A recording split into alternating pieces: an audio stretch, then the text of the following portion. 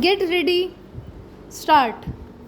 सरकार की प्राथमिकताओं की सूची में आवास को बहुत निचला स्थान मिला हुआ है।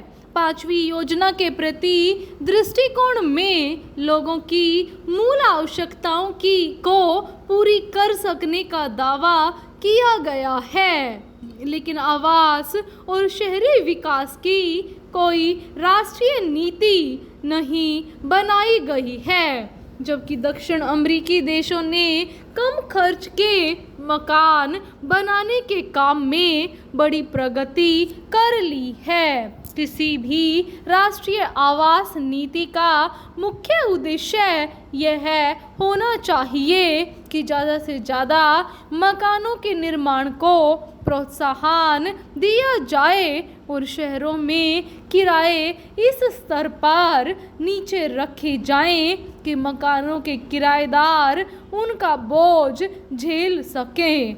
लेकिन लगता है कि अब तक केवल ध्यान इस बात पर दिया गया है कि शहरी जमीन और संपत्ति की कीमतों में तथाकथित अनर्जित वृद्धि को किस प्रकार बटोरा जाए और जो व्यक्ति या संस्थाएं आवास के क्षेत्र में कुछ पहल या उद्यम दिखाते हैं उनके रास्ते में किस प्रकार ज़्यादा से ज़्यादा अड़चनें डाली जाएं।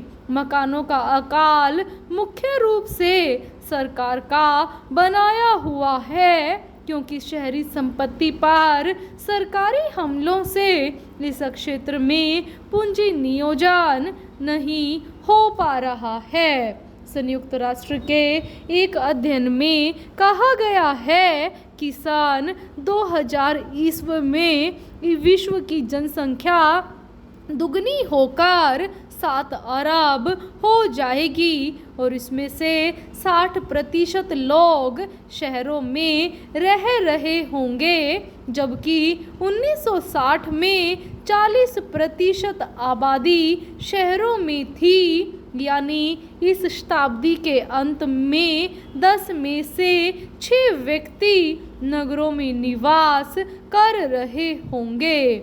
ग्रामीण क्षेत्रों से जनसंख्या को शहरों में ले जाने की बजाय ग्रामीण क्षेत्रों का शहरीकरण ही स्थायी हल दिखाई देता है।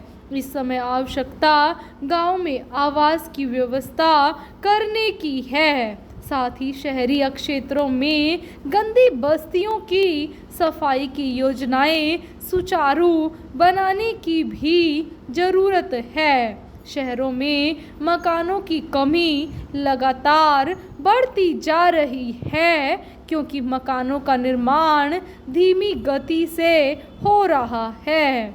आवास के क्षेत्र में निजी पूंजी नियोजन के आकार के बारे में विश्वसनीय जानकारी के अभाव में देश में आवास की स्थिति को सही तौर पर स्पष्ट नहीं किया जा सकता। इस क्षेत्र में निजी पूंजी नियोजन सरकारी पूंजी से कहीं ज़्यादा है।